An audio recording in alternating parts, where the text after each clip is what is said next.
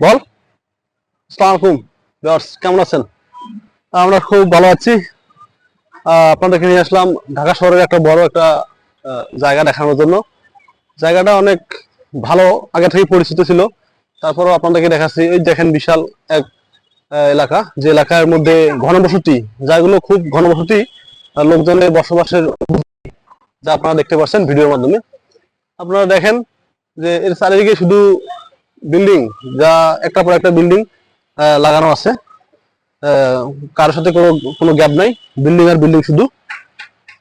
আমি আজকের ভিডিওটা করার উদ্দেশ্য হচ্ছে যে আপনাদেরকে দেখানোর জন্য যে ঢাকা শহরের লোকজন কিভাবে ঘনবসতি এলাকায় থাকে, একে অপরের সাথে সাহায্য সহযোগিতা নিয়ে তারা বসবাস করে। আমার চারিদিকে শুধু অহরহ দালান এবং বিল্ডিং, যা আপনারা যা দেখতেছেন, যা মানুষ একটার পর একটা বসবাস করে যাচ্ছে।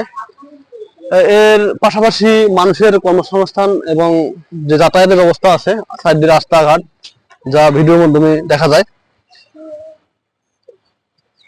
এছাড়াও এই পায়ে চলা রাস্তাগুলো আপনারা দেখতে পাচ্ছেন, যেগুলো যে মানুষ নিরিবিলি যাতায়াত করে একের পর এক, যা ঢাকা শহরের জন্য অনুপযোগী।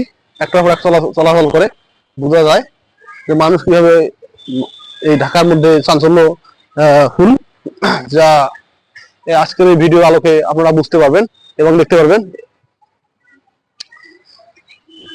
ঢাকার মধ্যে বসবাস করা যেমন একটা কঠিন জটিলতা, কিছু মজাও আছে। কারণ এখানে বসবাস করলে মানুষের মনের মধ্যে একটা আন্তরিকতা সৃষ্টি হয়, যা মানুষকে অনেক ভালো লাগে, একে অপরের সাহায্য সহযোগিতা নিতে পারে। নীল আকাশের ওই দেখেন আকাশটা কত দূরে, আকাশের ঘন ঘন কালো মেঘ, যা দেখতে পাচ্ছেন, আকাশের দিকে তাকিয়ে দেখা যাচ্ছে। আজকের মধ্যে কিছুক্ষণ আগে বৃষ্টি হলো ঢাকা শহরে, এর ফলে ঢাকা শহর খুব ঠান্ডা আবহাওয়া বিরাজমান করতেছে।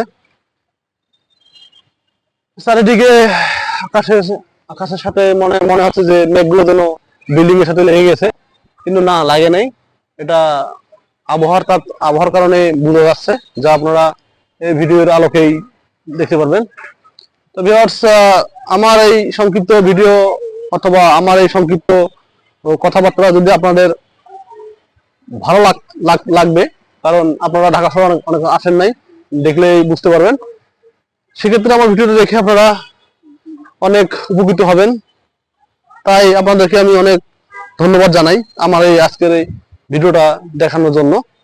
ভালো থাকবেন, সুস্থ থাকবেন এবং সুন্দর থাকবেন। আল্লাহ হাফেজ।